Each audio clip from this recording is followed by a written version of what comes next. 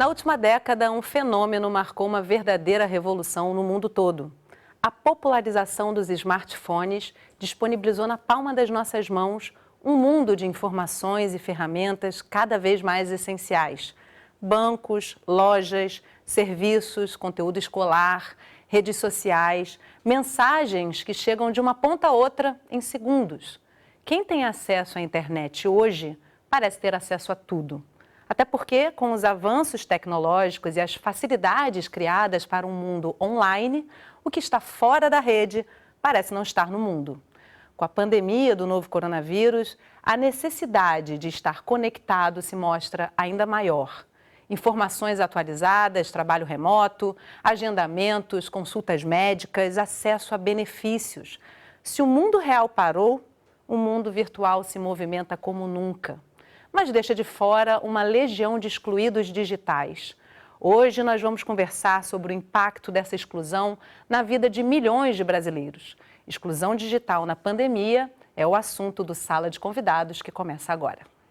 A exclusão digital vai se tornar e vai acelerar, vai acentuar a exclusão social no país. Eu sou um dos jovens periféricos negros que não tem acesso à internet em casa. Quando a gente olha para a população da classe A, 99% é usuário da internet. Se a gente olha para as classes D e E, apenas 57% é usuário da internet. Sempre que eu precisava de internet, eu recorria ao meu vizinho. Num momento como esse que a gente está vivendo hoje da pandemia, é fundamental a gente olhar para 1/4 do país que não acessa a internet hoje.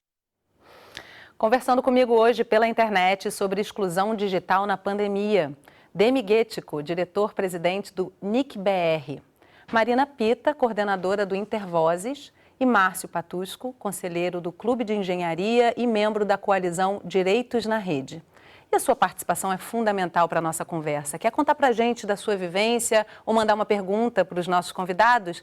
Se você não tem acesso à internet, pode ligar para 0800 701 8122. A ligação é gratuita. Eu também recebo as mensagens enviadas pelo WhatsApp 021 99701 8122 e pelas redes sociais do Canal Saúde. Não é preciso ir às regiões mais isoladas do Brasil para conhecer a exclusão digital. A maior parte dos brasileiros sem acesso à internet vive nos centros urbanos. E a pandemia amplia esse problema que não é novo no Brasil. O mundo inteiro ao alcance de um clique.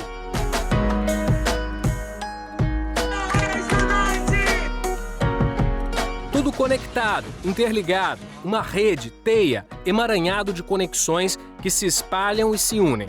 Informações, vídeos, fotos, trocas de mensagens em tempo real, entre as comunidades e ruas estreitas, no campo e nos grandes centros urbanos. Durante a pandemia, a importância da internet ficou ainda mais evidente. A compra de supermercado feita online, o trabalho remoto, a solicitação e movimentação do auxílio emergencial para fazer a declaração do imposto de renda, o boletim de ocorrência e as atividades escolares da criançada. Sem o acesso à internet, necessidades fundamentais ficaram praticamente impossíveis de serem acessadas nesse período. Segundo a Pesquisa Nacional por Amostra de Domicílios Contínua, a PNAD Contínua TIC, o Brasil tem 134 milhões de usuários de internet. Mesmo assim, no país existem 47 milhões de pessoas que simplesmente não acessam a rede. Isso significa que 1 em cada 4 brasileiros são excluídos digitais, uma realidade que também está presente nos grandes centros urbanos.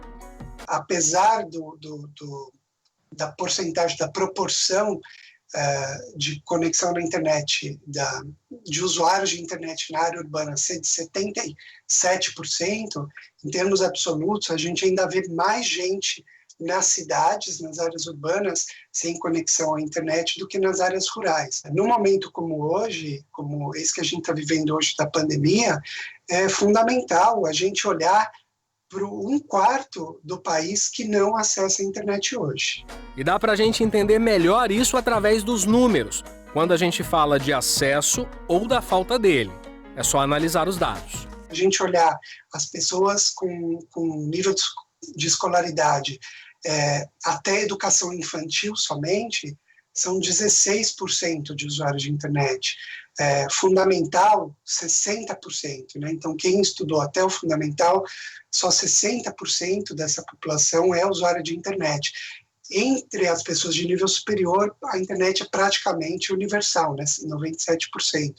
Quando a gente olha para a renda, também tem diferenças muito grandes, né?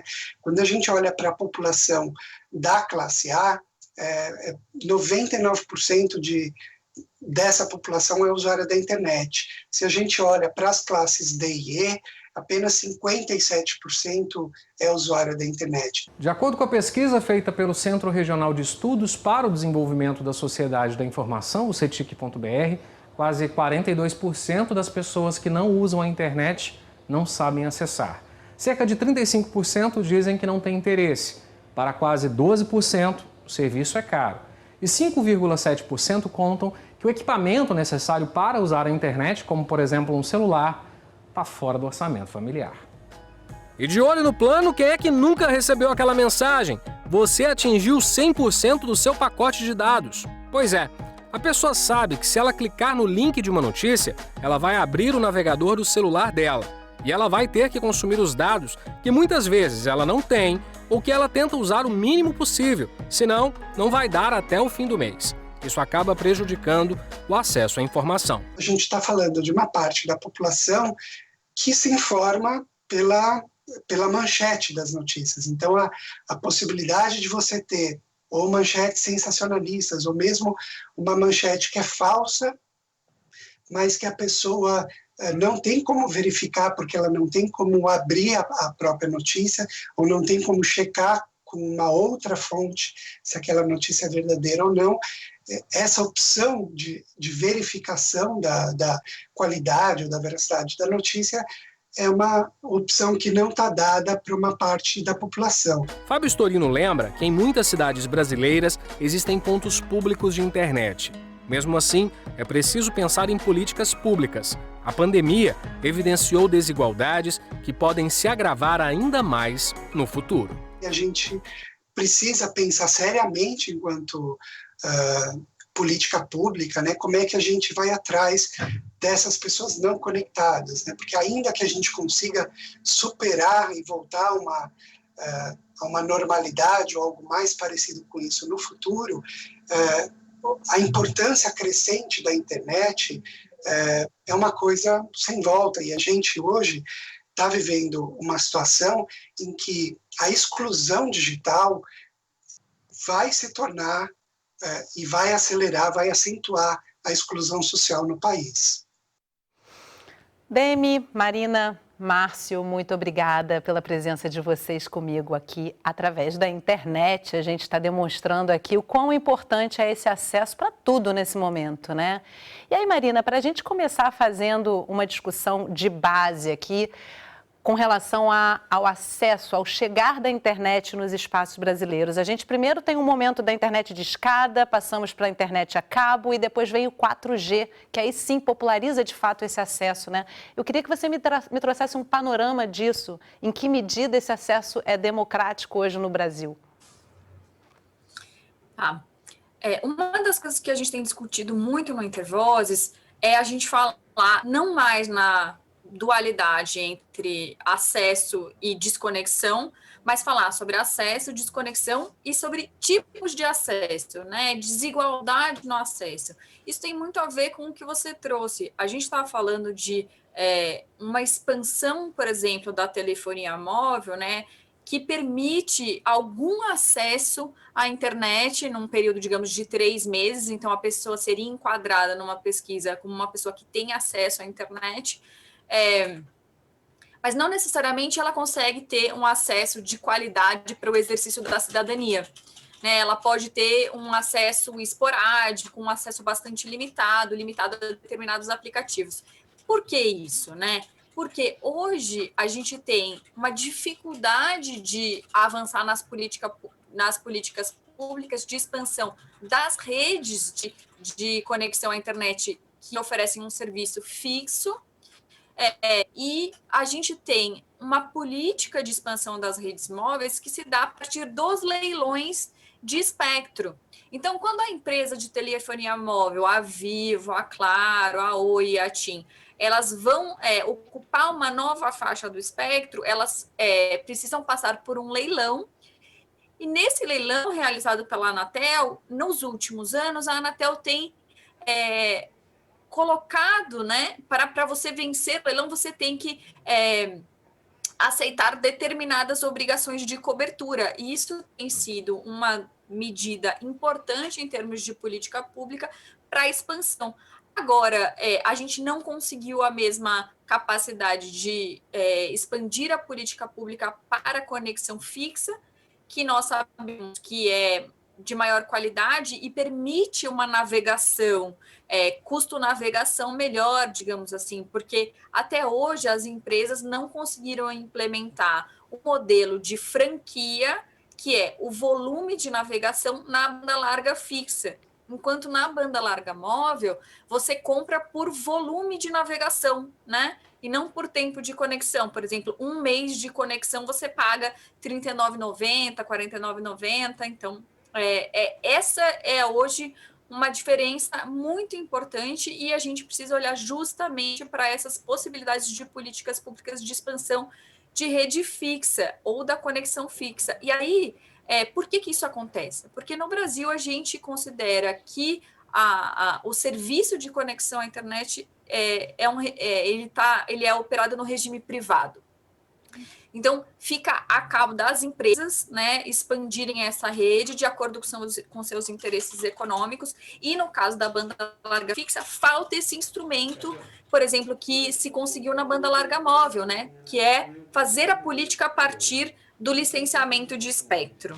Então, bom, eu vou te pedir para a gente ir trazendo esse tema ao longo do programa, porque realmente me parece que isso aí é basilar para essa discussão toda, né? Ou seja, como acessar de forma acessível também financeiramente, se a gente não tem políticas públicas que possam facilitar isso, né, Márcio? Eu queria trazer com você o que a gente tem hoje. A Marina já trouxe algumas questões de políticas públicas que são muito importantes para que isso aconteça, mas ainda existe uma percepção para muita gente de que a internet é algo, ter acesso à internet é algo que também diz respeito à capacidade desse indivíduo de ter recursos financeiros, né? Em que medida a política pública é essencial para se democratizar a internet no Brasil e que políticas existem hoje, além dessas que a Marina trouxe inicialmente?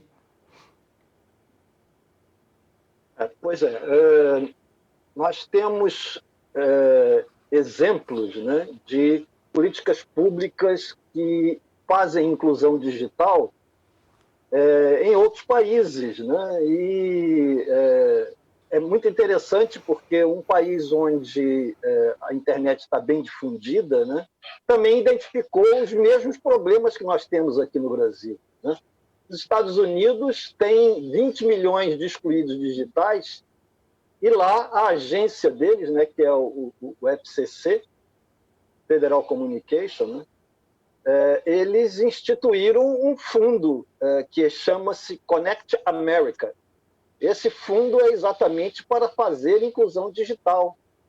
E esse fundo tem características quase de doação às pessoas que não têm a possibilidade de acesso e também em regiões onde a internet eventualmente ainda não tivesse chegado lá nos Estados Unidos.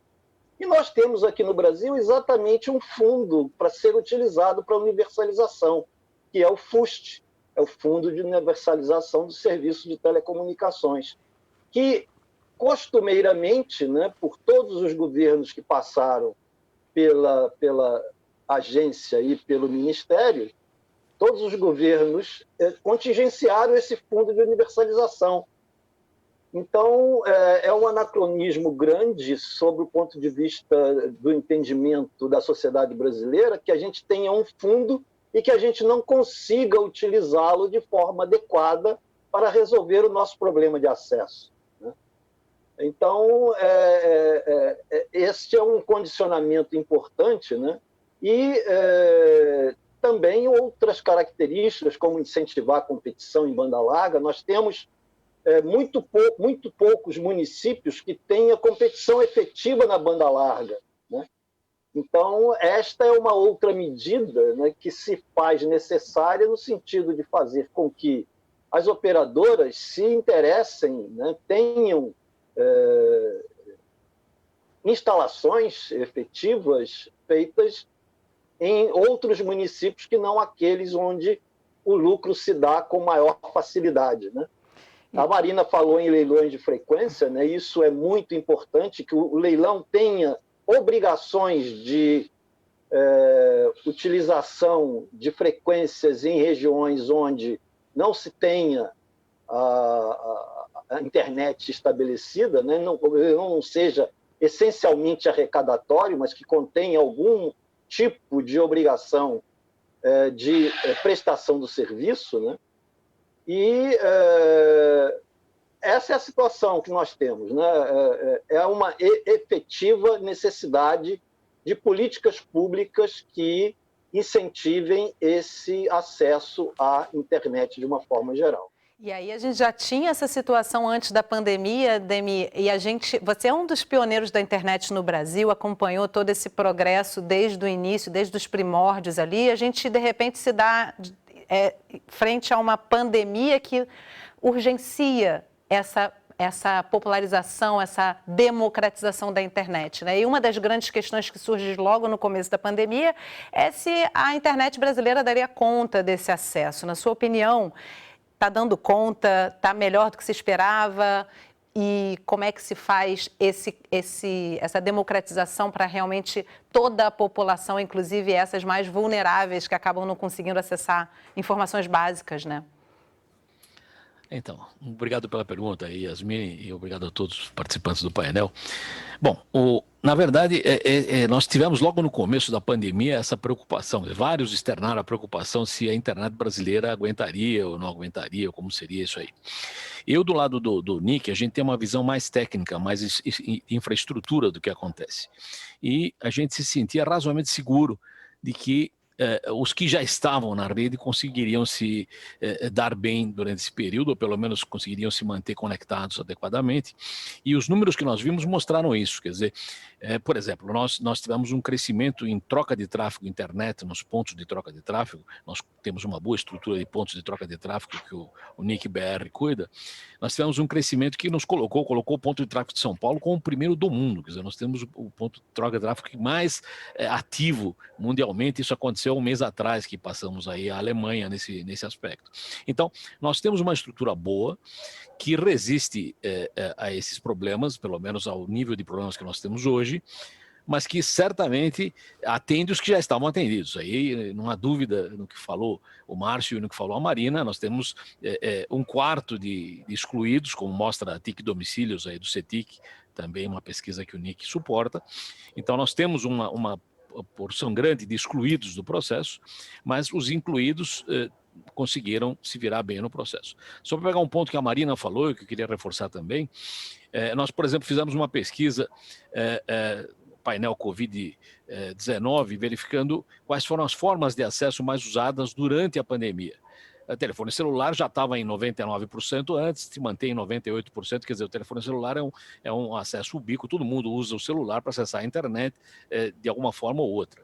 Mas o computador, o notebook, né, o computador de mesa ou o tablet tiveram um crescimento expressivo durante a pandemia, na ordem de 20%, passaram de 50% para 60%, de 40% para 60%, dependendo do modelo. Tivemos um dado até que me causou espanto, televisão foi considerada um meio de acesso bastante importante, saiu de 40% para 58%. Imagino que sejam os tais set-top box que se usam nos televisores, então você consegue acessar a internet por aí. Mas o que eu queria dizer, só para fechar isso aí, é que o telefone celular, apesar de ser o grande meio, ele é um meio telegráfico. Eu, por exemplo, estou usando agora um computador e se eu quiser ler um texto grande ou escrever um texto grande, eu vou usar o computador. Não tenho como pensar adequadamente num equipamento menor e mais restrito. Então, e sem falar que a fibra óptica é o único meio que realmente dá uma banda bastante ampla e ela é a infraestrutura para todo o acesso. Então, onde não há fibra óptica, você improvisa, seja por telefonia, seja por satélite, tudo isso é uma solução, porque o Brasil é continental, mas a solução real é você levar fibra até algum lugar e a gente torce para que a fibra chegue, porque na fibra o modelo de negócio, como bem falou a Marina, é você contratar a bitola do cano e não a quantidade de baldes de água que você compra. No caso da telefonia celular, você compra baldes de água. Quando acabou o seu balde, você não tem mais água. No caso da banda fixa, você contrata uma bitola de cano e enquanto a sua informação passa naquela bitola, você está usando sem ser onerado. Então, essas informações que você está trazendo são interessantes, até para eu também já levar para a Marina complementar, se quiser, um depoimento aqui pelo WhatsApp que a gente recebeu. O Leonardo encaminhou pelo WhatsApp exatamente o que você tinha colocado na sua primeira fala, Marina. Ele pergunta se o acesso à internet passa também pela falta de conectividade em todo o território nacional. E aí também uma questão que a gente traz na nossa matéria é algo que pode surpreender muita gente, que é o fato de a maior parte dos excluídos digitais estarem nos centros urbanos, ou seja, logo aqui ao nosso lado, não necessariamente num município longínquo na Amazônia, distante dos grandes centros. É isso mesmo? É isso mesmo, e a gente, né, o Intervozes, com outras organizações, fez um documentário, chama Freenet, está disponível na internet, e ele vai mostrar o caso do Morumbi, né, e aí você tem uma comunidade, diversas comunidades ali, bastante vulneráveis ao lado do Morumbi. E aí, naquele momento em que a gente estava gravando, tinha uma série de publicidades de oferta de conexão fixa de alta velocidade para o Morumbi.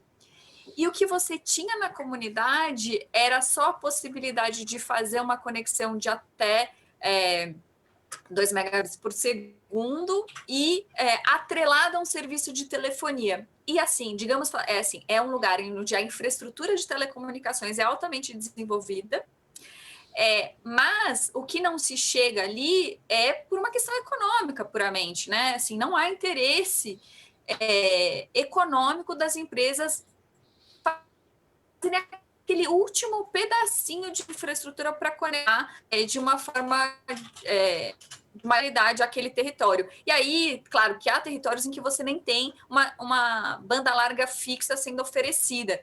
E é muito curioso porque algumas empresas muito pequenas, muitas delas não são, digamos, totalmente legalizadas no sentido de burocratizadas, assim, regulamentadas, mas elas estão fazendo um esforço de levar infraestrutura para algumas localidades, e eu já fui em algumas comunidades em São Paulo em que você tem fibra ótica sendo passada em cima dos postes, que não são postes, digamos assim, regulares, não, então uma infraestrutura totalmente irregular, fibra ótica passando ali em cima e chegando nas pessoas, uma empresa de fundo de quintal fazendo um serviço. E essas empresas, elas não têm um apoio de política pública também, então é mais um problema, quer dizer, a gente poderia ter mais empresas trabalhando para a expansão dessa rede e a gente não tem, falta uma visão de investimento também nessas micro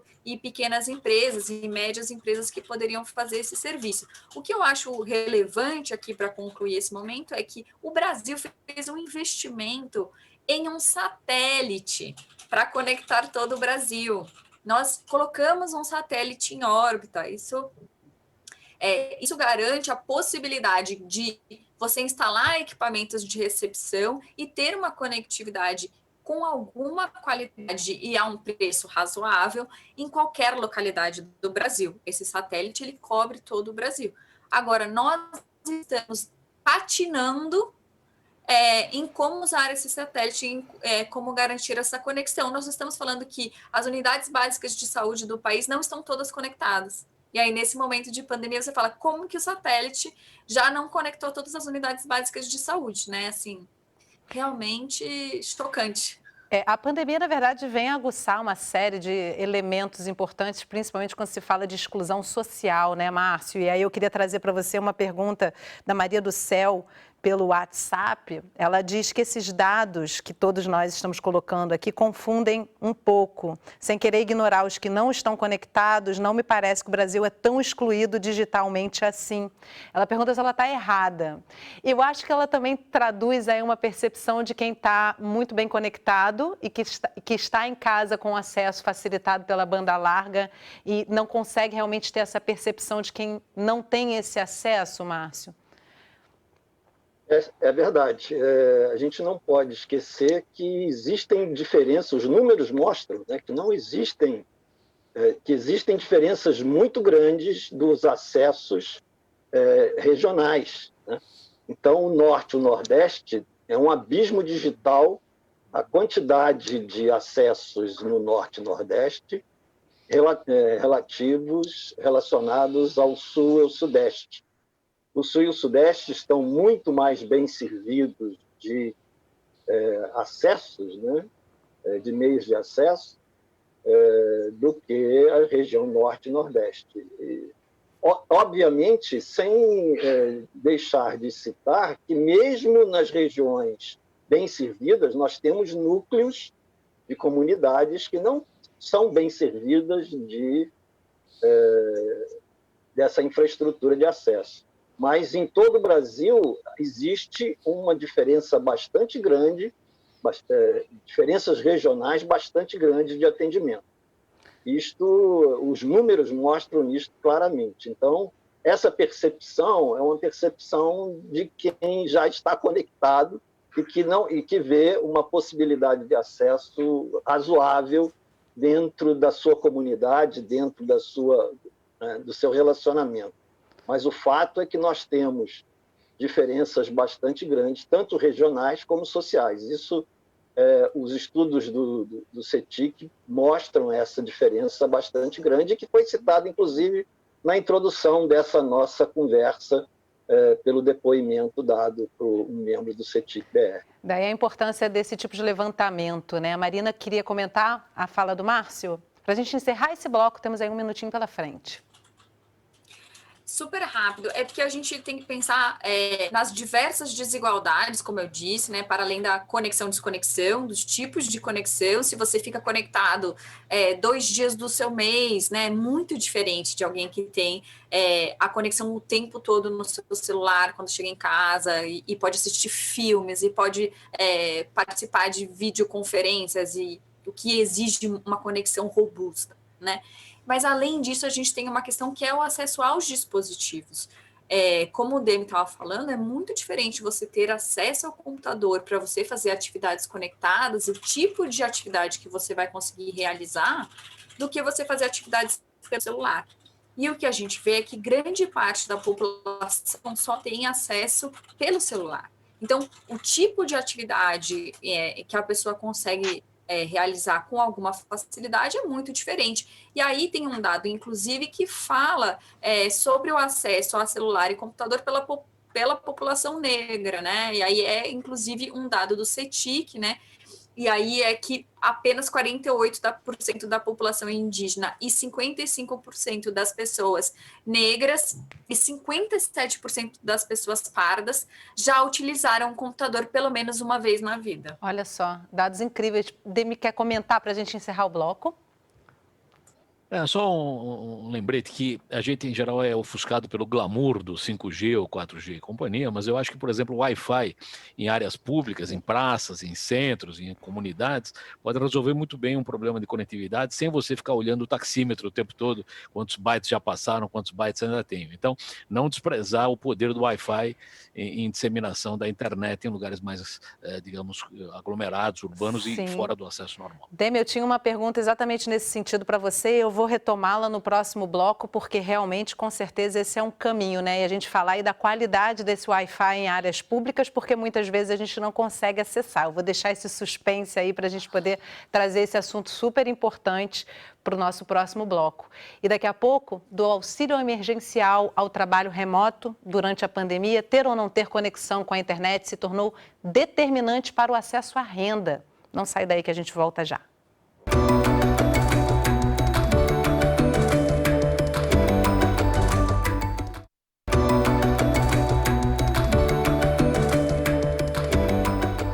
Sala de Convidados está de volta conversando sobre exclusão digital na pandemia. Comigo, conectados pela internet, Demi Guetico, diretor-presidente do NIC-BR, Marina Pita, coordenadora do Intervozes, e Márcio Patusco, conselheiro do Clube de Engenharia e membro da coalizão Direitos na Rede. Se você ainda não participou no primeiro bloco, a hora é agora. Está em casa? Aproveita para mandar suas perguntas para a gente. Eu recebo e compartilho com os nossos convidados. Ligue para 0800 701 8122, a ligação é gratuita. Você também pode enviar pelo WhatsApp 021 99701 8122 e pelas redes sociais do Canal Saúde. A exclusão digital é um grande obstáculo para o acesso à renda durante a pandemia. É aqui, de frente para o computador, que começa o nosso trabalho. Seja nas pesquisas, na produção de pauta ou mesmo nas reuniões virtuais. A internet nunca foi tão presente e importante para o jornalismo. Até o nosso programa, o Sala de Convidados, tem sido feito assim, remotamente. Todos os convidados online. Nas reportagens, novos desafios para evitar expor a equipe e os entrevistados. As entrevistas são feitas pela internet e, em muitos casos, a gente recebe os depoimentos pelo celular. Mas como conseguir uma entrevista com uma pessoa que tem pouco ou nenhum acesso à internet, já que, por conta do isolamento social, a gente também não pode se deslocar para a casa dela? Alô, sobre a matéria de exclusão digital, você tem como mandar umas imagens para mim? Esse foi o desafio dessa semana. E pela cara do produtor, uma tarefa nada fácil. E foi assim que a gente chegou até a Eliane. Ela pediu para um amigo gravar um vídeo e enviar para a gente. Em plena pandemia, a gerente de eventos precisou da internet para conseguir acessar o auxílio emergencial. Mas o pacote de dados do celular não ajudou. Porque como é que a pessoa faz? Eu fiquei 2, 3 horas no meu celular tentando acessar o caixa emergencial para saber se já havia, estava disponibilizado ou não, e eu fiquei 2 horas, 3 horas, ligava de manhã, de tarde, de noite, de madrugada, 5 da manhã, 4 da manhã, 3, e nunca consegui acessar. Uma pessoa que paga por uma internet no seu celular, ela basicamente vai consumir tudo, acho que num único dia, esperando para poder acessar o site da Caixa. Depois de muitas tentativas, a Eliane conseguiu e recebeu a primeira parcela do auxílio. E não foi só ela que encontrou dificuldades. O auxílio emergencial, que foi criado em resposta à pandemia, é um auxílio que você precisa de internet, você precisa de um celular e você precisa de espaço nesse celular para baixar um aplicativo, né? Então aí a gente está falando dessas 3 barreiras virtuais para que a pessoa possa receber um auxílio financeiro do governo. E aí você precisa de um segundo app, que não é para fazer o pedido, mas para movimentar esse auxílio emergencial. Agora a gente vai conhecer o Cauã. Ele tem 16 anos e mora em São Paulo. Eu sou um dos jovens periféricos negros que não tem acesso à internet em casa. E com isso, então, sempre que eu precisava de internet, eu recorria ao meu vizinho. E acabou que de tanto eu usar a internet dele, a gente acabou fazendo uma troca de favores. Então, eu usava a internet dele e ele usava a minha bicicleta. E mesmo com todas as dificuldades de acesso à internet, ele está fazendo a diferença na comunidade onde mora. E recentemente eu criei um projeto de teatro para crianças e adolescentes aqui da minha comunidade. Então, eu acabo atualizando dados no Facebook, no Instagram, no WhatsApp, sobre esse meu projeto, né? Postando coisas novas, novidades, parcerias novas e etc. Mas o que o Cauã não esperava é que um dia o vizinho iria se mudar. E com a mudança, lá se foi o roteador e o Wi-Fi. E por algum acaso, um outro colega meu veio morar aqui, né? E acabou fazendo um boteco na frente da minha casa e trouxe o roteador do Wi-Fi dele. E aí eu super expliquei pra ele, né, que eu não tinha um roteador Wi-Fi em casa, e ele super topou passar a senha pra mim. E nem quando o sinal fica fraquinho, o Cauã desanima.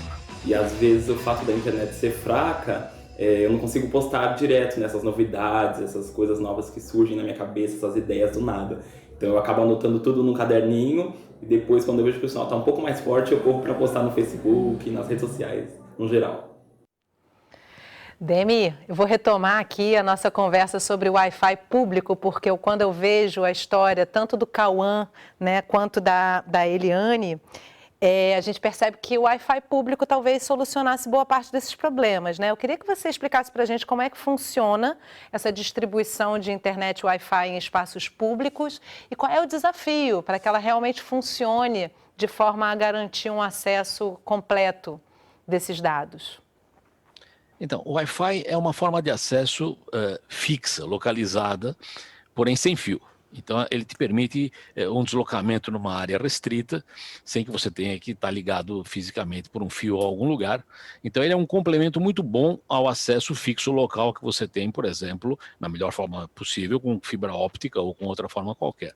Então, quem tem um bom acesso local, ele pode expandir isso na região ao redor usando o Wi-Fi. Isso dá acesso a quem estiver na área sem fio. E a gente sabe que várias praças públicas têm isso é implementado em vários logradouros e tudo mais.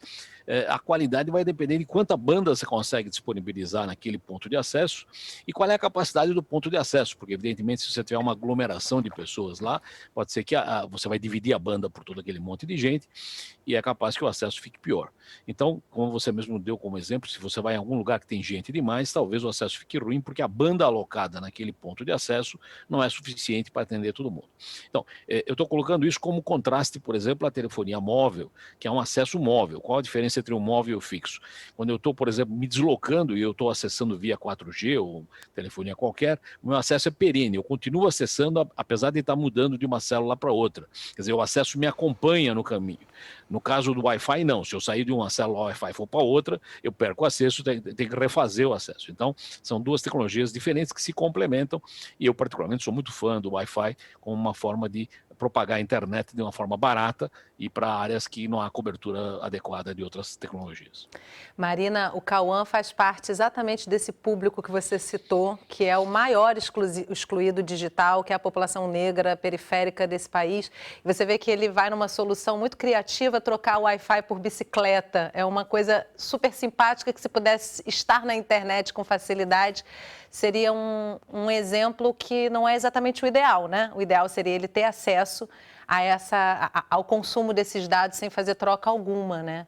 Agora, essa exclusão, nesse momento, ela se intensifica muito com a pandemia. E a gente vê isso na dificuldade de acesso à renda mesmo, né? Como é que vocês estão avaliando esse momento? Você vê com uma perspectiva de futuro de melhoria? Ou seja, esse momento de pandemia impulsiona melhorias nesse sentido?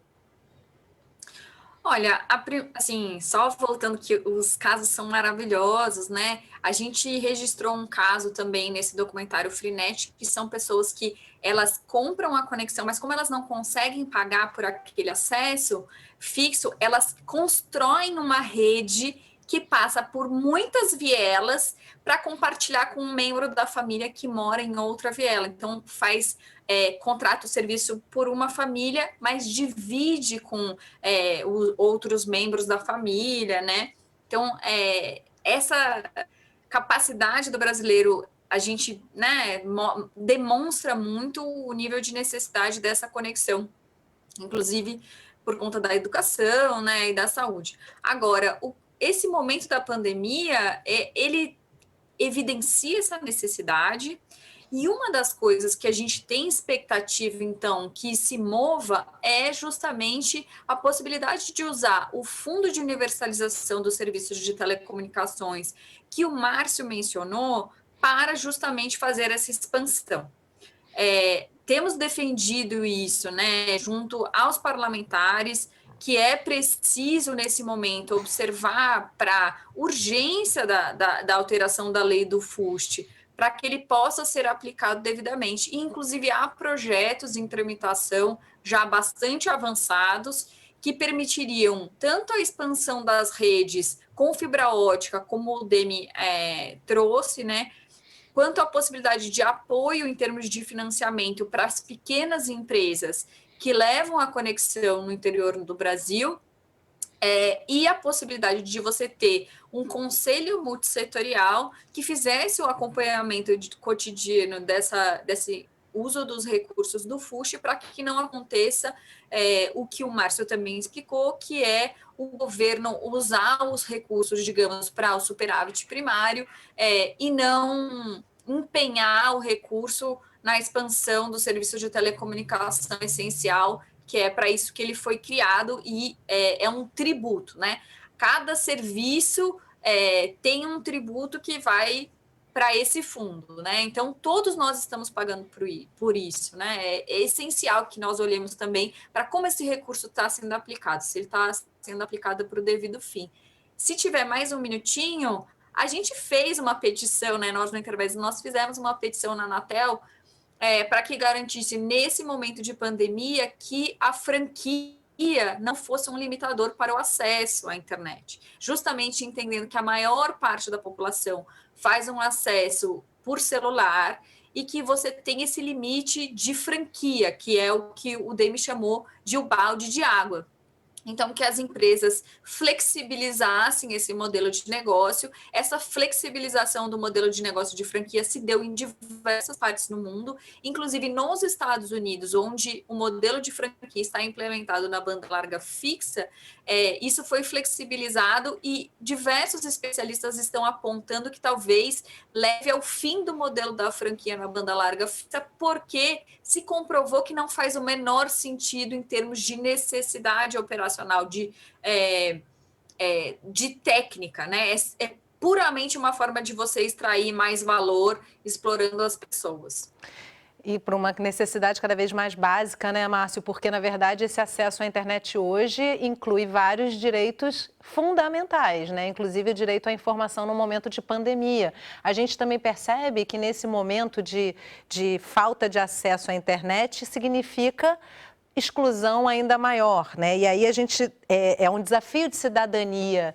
Eu queria trazer com você essa questão do acesso quando um pacote, por exemplo, delimita ali o acesso, ou seja, a pessoa só tem acesso à manchete do que ela recebe de um link. E isso causa realmente um problema em diversas esferas, né? É verdade. E o Marco Civil da Internet, né, diz exatamente isso, né, que o acesso à internet é um exercício de cidadania, é uma essencialidade para o exercício da cidadania. No entanto, né, a Anatel classifica o serviço de acesso à internet pelo celular e por banda larga como um serviço privado, o que traz características importantes, né? Porque o serviço privado ele não tem obrigações de universalização, ele não tem características de continuidade e não tem tarifas estabelecidas. Então, isso tudo é que cria esse grande problema de acesso no Brasil inteiro, porque as pessoas, na maior parte do Brasil, não têm condição de pagar os planos de acesso, né, que são oferecidos. Então, a maioria das pessoas hoje em dia tem acessos de celular pré-pagos, exatamente por esta necessidade que eles têm de controle dos seus gastos nesses planos que são mantidos, né? Em função disso, né, as operadoras vem oferecendo redes gratuitas, né, redes sociais gratuitas, o que introduz o que a gente chama de, né, jardins murados, né, que é a pessoa que tem acesso a um determinado serviço, né, umas redes sociais gratuitas, tipo Facebook, Instagram, Twitter, Zap, né, eles têm esses acessos gratuitos e, na verdade, eles ficam circunscritos a esses acessos gratuitos desses serviços, né? Exatamente porque eles não podem consumir. E as pessoas acabam, na verdade, se acostumando a usar estes jardins murados, como a gente chama, né? E sem ter a percepção de que ele não está, na verdade, fazendo acesso à internet na sua plenitude, e sim àqueles aplicativos que são oferecidos gratuitamente, né? Então, essa é uma distorção também bastante grande dessa utilização de internet. As pessoas acham que, na verdade, estão na internet, quando, na verdade, elas estão circunscritas a determinados aplicativos. E estão achando que estão informadas e também não estão plenamente informadas, né? E aí é interessante também trazer um levantamento da Câmara dos Deputados e do Senado Federal, que apontou que hoje a maior fonte de informação para 79% dos brasileiros é o WhatsApp. Então, quer dizer, na maior parte das vezes vai ter acesso a esse link. E, Demi, também teve um levantamento do Banco Mundial em 2009, em que eles apontavam que a cada 10% de aumento do acesso à internet num país, isso representava um acréscimo de 1,3% no PIB, ou seja, na economia, de aumento na economia do país. Aí eu te pergunto o seguinte, isso é um dado antigo de 2009, estamos agora no meio de uma pandemia que aumentou muito o valor do acesso à internet. Como é que você avaliaria esse dado hoje? Atualizaria de alguma forma esse dado para hoje? Bom, eu não vou conseguir atualizar, mas eu vou conseguir te dar a experiência do que a gente tem visto, né? Evidente que a pandemia travou muita área de negócio, mas a pandemia também expandiu muita área de negócio, né? Por exemplo, profissionais que sabem lidar com isso foram muito requisitados. Então, a gente tem muito desemprego em áreas tradicionais, mas a gente tem uma grande busca de profissionais em áreas de informática. Então, as coisas oscilam. Está vendo dados, por exemplo, o número de consultas e pagamentos via internet praticamente dobrou na pandemia. Era 42%, passou a 71%. E é irreversível isso, né? Importante também salientar, porque cria uma nova cultura também, né? Exatamente. Começou a usar por aí, você perdeu o medo daquilo e você vai continuar usando do mesmo jeito. Você vai continuar comprando pela internet, acessando o banco pela internet, porque você perdeu a sua inibição em relação àquilo. O serviço público também cresceu, no número que estou vendo aqui, de 36% para 54%. Então, informações foram muito mais buscadas. Então, sem dúvida, a internet, ao mesmo tempo que nós temos problemas da pandemia que restringiram algumas atividades econômicas, ela pode potencializar outras. Mas seguindo na linha do que o Márcio falou, que eu acho um ponto muito importante também, a internet foi construída para ser todos acessando tudo, quer dizer, é uma rede aberta e ampla em que a conexão deve ser fim a fim. Os buscadores ajudam isso, você procura algo e acha e vai consultar e está na Austrália, né? E os jardins murados, os aplicativos, fazem com que você se sinta, digamos, satisfeito ou feliz num subconjunto daquilo. E uma das ideias importantes que nós temos atualmente e que estamos tentando impulsionar é que se quebre um pouco essa ideia e que se ganhe de novo autonomia para se pesquisar na rede, que você não fique comendo sempre o prato feito que te é dado pelo seu aplicativo. Não que o prato feito não seja ruim ou bom, mas que existe muito mais do que aquilo na internet como um todo, como muito bem foi comentado. Então eu acho que esse tipo de acesso é fundamental. E só para fechar, no caso, para dar mais um exemplo de que como o Brasil tem soluções criativas, a parte de fibra, que é muito ruim de ser levada para a região norte, por causa, evidentemente, de florestas, de problemas geográficos complexos, tem uma solução interessante que a própria RNP andou tocando uns tempos atrás, que é fibra debaixo de leito de rios. Nós temos um sistema hídrico muito bom, podíamos atingir boa parte da região norte jogando fibra, da mesma forma que a fibra para a Europa, para os Estados Unidos vai pelos oceanos, você pode fazer ela ainda pelo leito dos rios, então acho que valeria a pena examinar alternativas criativas na área. Olha só, e Marina, uma das questões também apontada lá na nossa primeira matéria foi a questão do analfabetismo digital, porque muita gente não acessa porque sequer tem conhecimento de por onde começar, né? E aí como é que a gente pode pensar em políticas e meios para solucionar isso? Olha, houve uma política no Brasil de telecentros relevante e que precisa ser reavaliada, porque a internet mudou muito, né? Não necessariamente a gente está falando tanto de acesso ao software, como naquela época, mas a gente ainda precisa trabalhar nessa perspectiva do acesso ao dispositivo, no acesso às ferramentas e na educação. E aí não adianta você apenas ensinar a população a usar o computador, a poder navegar na internet. É importante que você pense em conteúdo relevante para aquela comunidade. E aí, cada vez, eu me questiono muito sobre o quantos sites a gente tem, por exemplo, que vão estar relacionados a idiomas de populações indígenas, por exemplo, né? Será que a gente tem isso mapeado no Brasil, conteúdos relevantes, digamos, para as comunidades vulneráveis e conteúdo em português, porque nós que lemos em inglês, nós temos um acesso a uma quantidade de conteúdo na internet muito maior.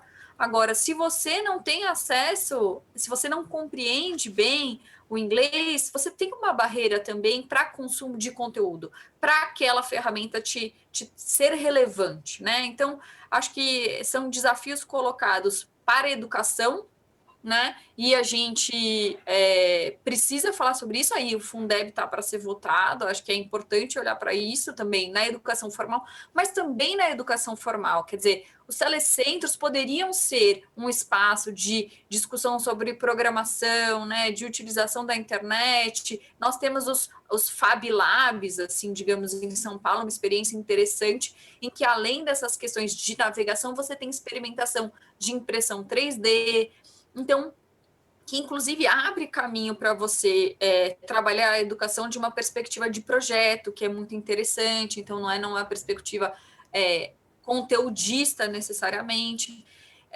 e acho que essas experiências, elas precisam avançar rapidamente. A dificuldade que a gente tem, de fato, é o Ministério da Educação, no mínimo, inapto, né, para avançar em termos de garantia do direito à educação da população em geral. Acho que essa discussão de habilidades para usar a internet não pode estar descasada de uma discussão sobre o acesso universal à educação também, né? Com certeza. Nós estamos caminhando já para o final do programa. Eu queria uma fala final de cada um de vocês, pensando nessa questão da exclusão digital e perspectivas de futuro. Márcio, eu começo com você. Qual é a sua perspectiva, a sua expectativa para os próximos momentos brasileiros aí com relação a essa questão da exclusão digital / inclusão? Como é que a gente faz para incluir? É uma pergunta difícil de ser respondida, porque a gente percebe, né, uma melhora significativa nas atuações tanto do Ministério quanto da Anatel. No entanto, ainda temos muita necessidade a ser preenchida, né? Nós temos um satélite que poderia ter sido utilizado efetivamente já há algum tempo, que está, na verdade, consumindo energia e não conseguimos utilizá-lo efetivamente para atingimento de comunidades que têm necessidade dessa infraestrutura e de escolas, né, na verdade, e isto não vem sendo feito até agora, né? O satélite está sendo mal utilizado.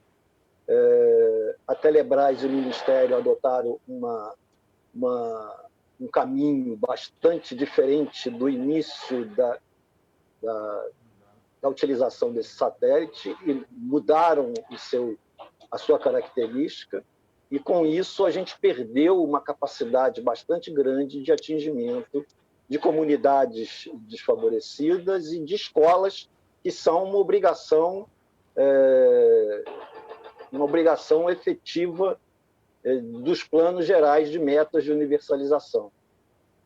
Então, a gente tem esperança de que essas medidas comecem a ser atingidas, tanto a Anatel e o Ministério, que foi recriado exatamente na verdade, pela grande importância que conseguiu se dar durante a pandemia a sua necessidade de existência, e a gente espera que essas medidas que a gente vem colocando e pontuando nos fóruns em que a gente tem a oportunidade de comparecer, que a gente possa ter uma resposta efetiva tanto do Ministério quanto da Anatel para o atingimento dessas necessidades que a gente conhece e que estão retratadas nos números que o CETIC-BR vem divulgando. Marina?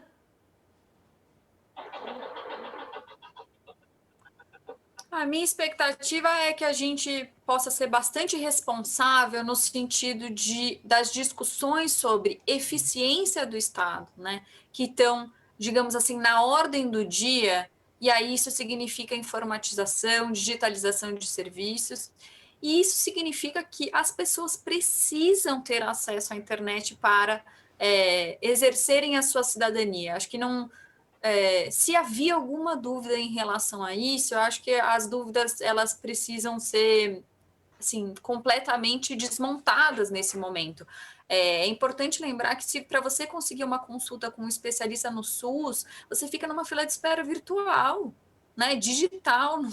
Então, cada vez mais escolas estão mandando boletins virtuais para os pais.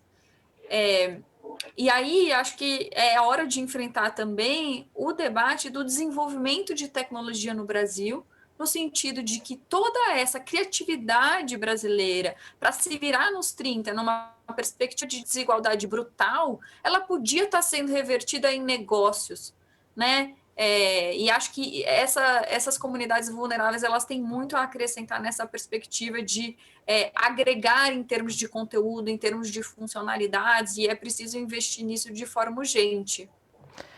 Acho que a gente precisa olhar para potenciais, né? Principalmente mais do que para gastos. Esse é o caminho, né?